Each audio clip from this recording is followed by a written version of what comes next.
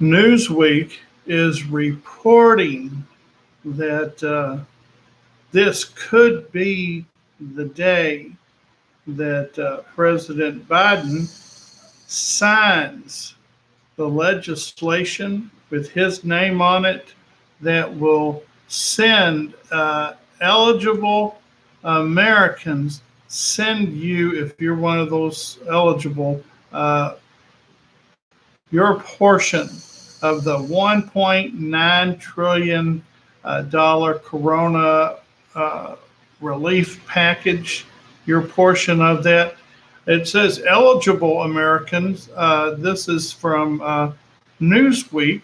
Newsweek says eligible Americans will get one step closer on Wednesday to receiving the $1,400 stimulus. I expect everything probably progressed as they were supposed to, like they promised. You remember they made that promise in today here in the Philippines. Well, it's not Wednesday anymore, but anyways, this is the one on Wednesday, so perhaps this will be the day that everything is taken care of. Again, I see it right here. I'm looking at it right here on Wednesday. It's today, to receiving a $1,400 stimulus check. The House of Representatives is expected to pass the final version today. They're expected to do that and be sent to the White House and signed later this week. Well, they promised it by the 14th, and today is the 10th. So they've got, if they're going to keep their promise, they've got like 4 days. So they need to sign that if they anticipate many of you haven't getting that by the 14th. They keep changing the date. Y'all remember when they were talking about this in, I don't know, was it March or April or May? And surely they can do this. Surely they can. So if you're eligible of the $0.9 trillion Corona relief package, it says that to qualifying Americans, it says directs individuals earning up to $75,000 and married couples making up to $150,000 if you are eligible for this. It will be the largest check to date, as Americans received $1,200 under the CARES Act passed in March of last year, and they sent an additional will be $600 in December.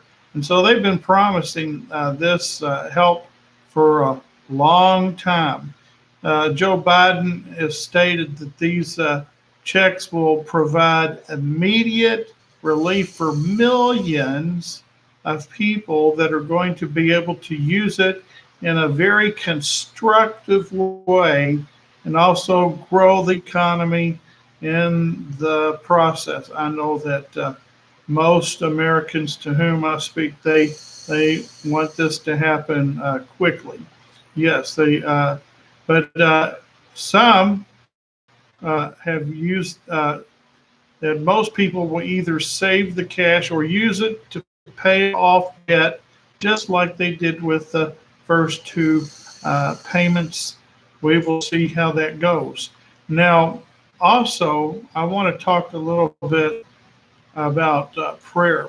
My wife and I are missionaries here in the Philippines. We encounter many people in the United States and around the world. They don't know how to pray. Many people do not know how to pray. It's something that is new to many people. And Jesus tells us, he teaches us about prayer. And he tells us that as children of God, you have the right to call God as Father. And Jesus tells us that unless you're praying for your food, that you should pray loud enough just for those with whom you're sharing the meal, sharing the prayer.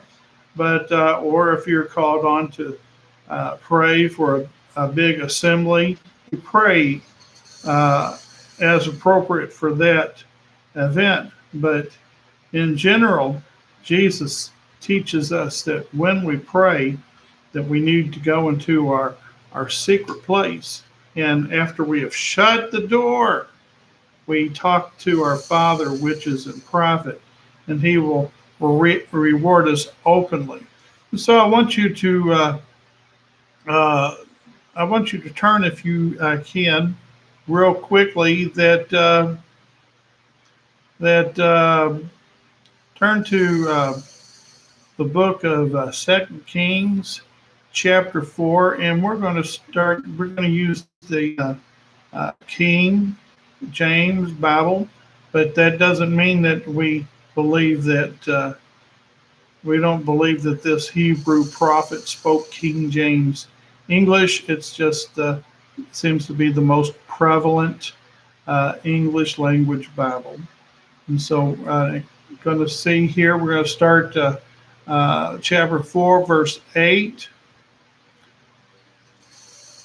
Then it fell on a day that Elisha passed to Shunem, and there was a great woman. She was faithful, and she constrained him to eat bread, to come to eat.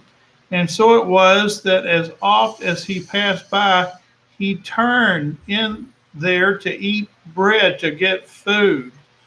And she said unto her husband, Come. I perceive that this is a holy man of God, which passes by us continually, or he comes through here often. Let us make a little chamber or a little bedroom, I pray thee, on the wall, and just a little extension, and let us set it up for him. That there is a bed and a table and a stool and a candlestick. They didn't have electricity back in those days. And it shall be that when he comes to us, he shall turn in. It fell on a day that he came there, and he turned into the chamber and lay there. And he said to Gehazi, his servant, his protege, call this Shunammite. And when he had called unto her, she stood before him. And he said unto her, Say now unto her, Behold, you have been careful for us with all this care. What is to be done for you? Would you like for us to speak for you to the king or to the captain of the host? Can we do you a favor? And she answered, I dwell among my own people. And he said, What then is to be done for her? And Gehazi answered, Verily, she has no child, and her husband is old. And he said, Call her. And when he had called her, she stood in the door. And he said, About this season, according to the time of life, you shall embrace a son. And she said, Nay, my Lord, thou man of God, do not lie unto your handmaid. And the woman conceived and bare a son at the season that Elisha had said unto her, according to the time of life. He gave her a prophetic word. She wasn't seeking this prophetic word, but she received a prophetic word from Elisha, the prophet. And when the child was grown, he went out to his father to the reapers. His dad was a farmer. And he said unto his father, my head, my head. And he said to a lad or an employee, carry him to his mom. And he sat on her knees until noon and then died. The Bible doesn't tell us how old the young fellow was, but he was still small enough that he could sit upon her knees and until noon and then died. And she went up and laid him on the bed of the man of God and shut the door upon him and went out. Shut the door. So she was in desperation. Maybe you are in desperation, but she was desperate of that. She loved that little boy, and so she shut the door. When you pray, you need to shut the door. And so she laid him, and she called unto her husband, said, send me, I pray thee, one of the young men and one of the asses, that I may run to the man of God and come again. She was needing help. She action immediately. Some of you may be in a situation that you need help right away. Some of you have been in this corona fiasco, and you've been an innocent victim, as have many people all around the world. In the Republic of the Philippines, it has been documented that this has been the worst economy in the history of the Republic, going all the way back to 1946. It's been awesome. I mean, it's been horrible. And but the pandemic, the coronavirus 19 is one. Reading just a few moments ago in the South China Morning News about young women being exploited and sold and put into forced marriages against their will. And these are because of the economic conditions. So many people and without hope, not knowing that they can turn to the Lord. They have no one to whom they can turn to, and they are turning to suicide. All over the world, they're turning to suicide.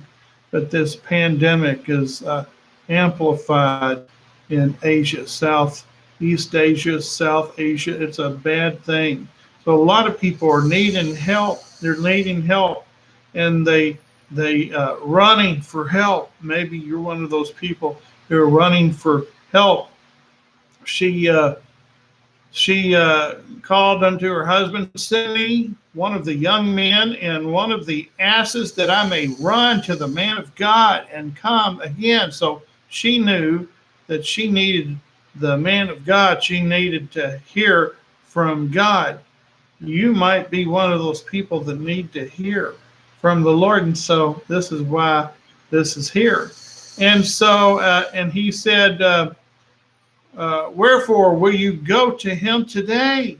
It is neither new moon, it's not a festival, or it's not the Sabbath. And she said, it shall be well. She was speaking in faith. She was speaking in faith. It shall be well.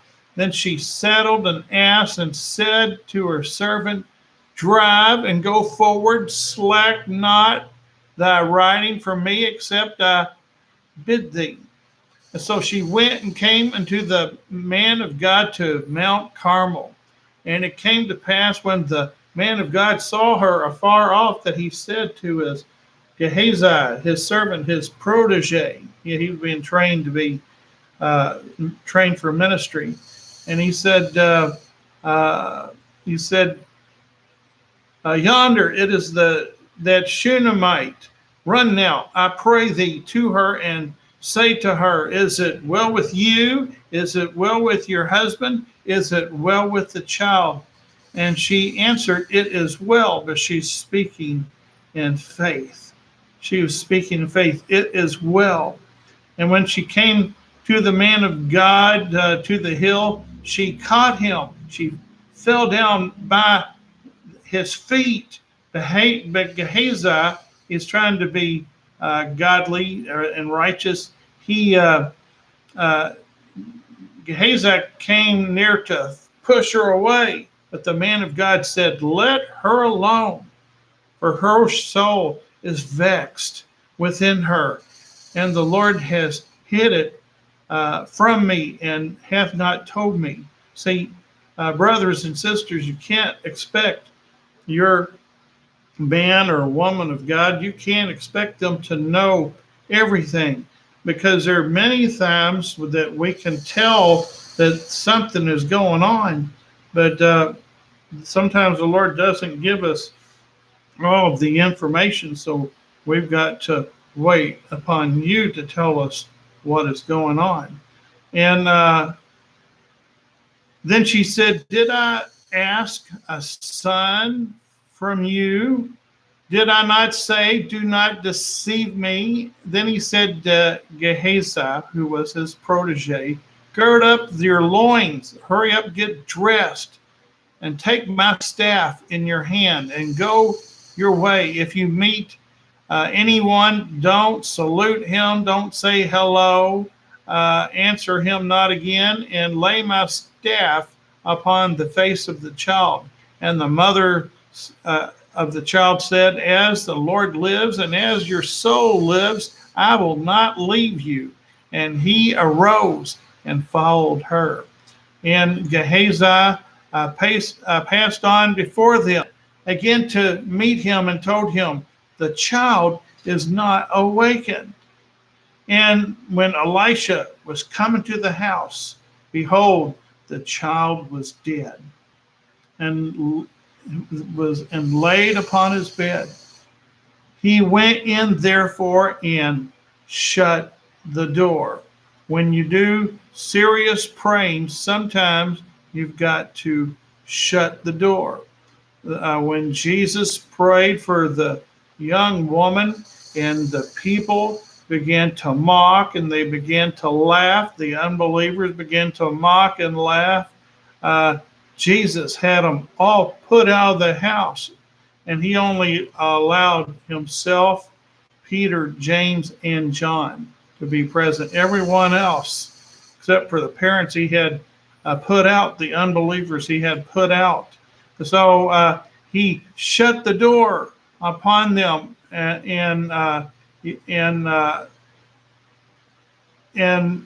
prayed unto the Lord. And he went in and lay upon the child, his mouth upon his mouth, and his eyes upon his eyes, and the hands inside his hands, and stretched himself upon, and the flesh of the child got warm. Then he returned and walked in the house to and fro, went up and stretched himself upon him, and the child began to sneeze. He sneezed 7 times, opened his eyes, and he called unto Gehazi, call the Shunammite. So he called her, and when she was come in unto him, he said, take up your son. She went in and fell at his feet, and bowed herself to the ground, and took up her son, and went out.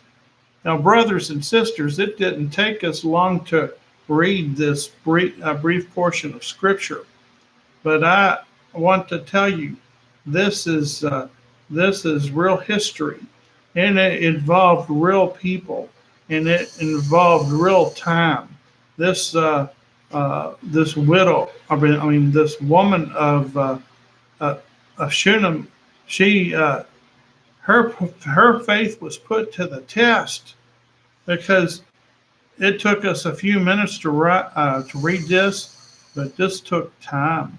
This took hours for this to unfold. Now, I understand that you have many of you have real crises that are taking place right now, and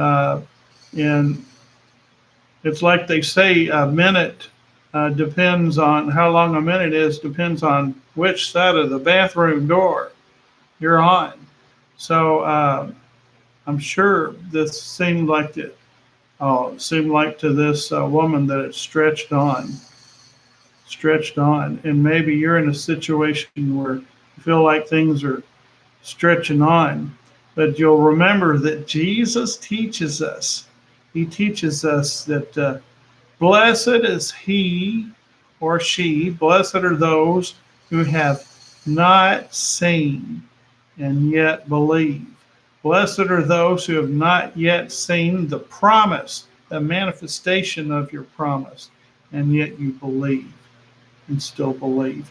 So, brothers and sisters, I want to encourage you to stand your ground, continue to have faith. We're going to pray with you, encourage you to pray with us. If you want to leave a message, you can. You can find it right here on this platform. I encourage you to hit the thumbs up button, the plus button, the join button, the share button. I encourage you to do what you can. Do what you can. You have a great day. Dios Libandega.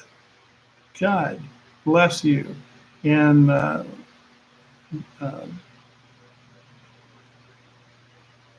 let God go with you.